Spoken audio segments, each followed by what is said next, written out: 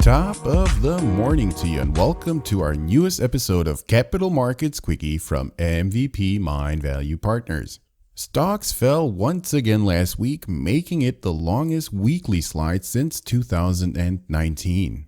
Investors continue to digest news that US-China trade tensions are rising, a coronavirus vaccine apparently won't be available until April of 2021, expectations are fading that a new fiscal stimulus package will be passed, and on top of that, US jobs data came out worse than expected this week. My name is Endrit Cela, coming at you from Frankfurt, Germany, Europe's financial hub and home to the ECB. Let's take a look at what moved the markets this week. For the first time after a powerful 6-month rally, the S&P 500 flirted with a 10% correction, which is the largest pullback since stocks bottomed earlier in March.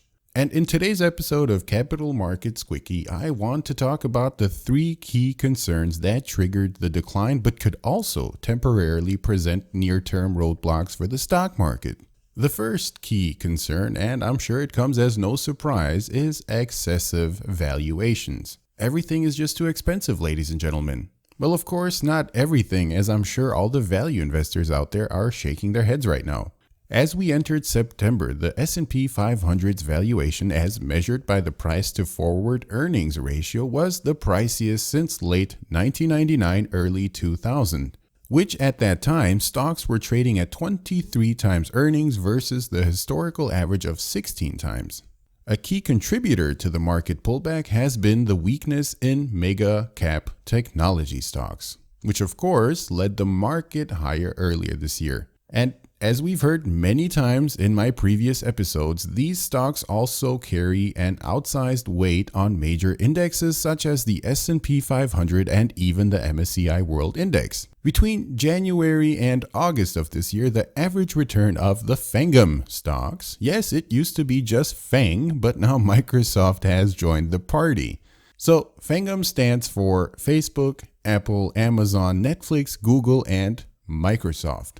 Their return was almost 54% higher compared with a 4% average decline for the other 495 stocks in the S&P 500 index.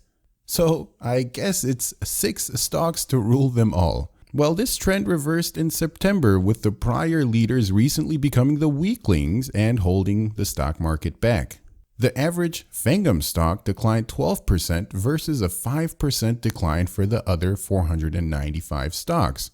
I guess you have to think of it this way. If a team of 20 people are rowing a boat across the lake and your 5 strongest members all of a sudden pass out because of the heat, you're gonna have a hard time getting that boat across the river, because you also have to remember your strongest members also weigh more than the rest due to their massive muscles. And that is exactly what's going on with the stock market currently. We're still waiting for our strongest members to get back in the game. However, combination of elevated valuations and weakness in tech has also led some investors to draw similarities to the 2000 tech bubble.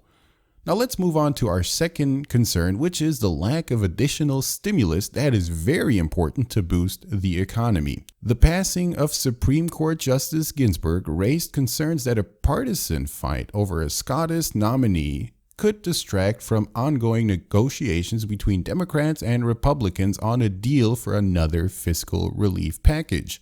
And obviously, this is one of the key concerns going forward, and that has caused investors to react negatively to the news. Because frankly speaking, a stalemate poses a threat to the emerging recovery on the markets. And now, last but certainly not least, our third concern is, of course, a new wave of coronavirus cases, which of course would make a recovery quite difficult if the world's major industrial nations have to implement lockdown measures once again. That, of course, will be a temporary roadblock to the V-shaped recovery, and we saw a hint of this on the European stock markets this week, as all major indexes closed the week off negative. And on top of that, gold and silver also had major setbacks. Very similar was the decline over all asset classes in March as Corona hit the Western world. However, this time around, I think we're much better prepared to weather the storm. And that, ladies and gentlemen, concludes today's Capital Markets Quickie. To all of you listening from every corner of the globe, I wish you all the best, and stay tuned for our next episode on Sunday, October the 4th.